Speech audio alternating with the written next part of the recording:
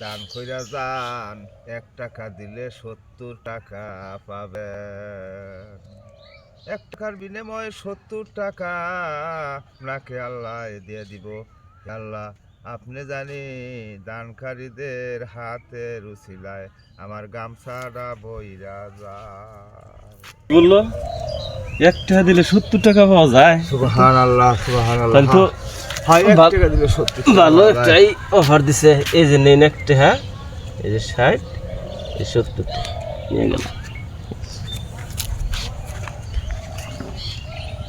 এটা কথা হইল, এই রোজা রমজানের দিন কয়টা টাকা কামাই করছি, আর 1 টাকা দিয়ে 70 টাকা নিয়ে গেল গা, এটা কোন কথা?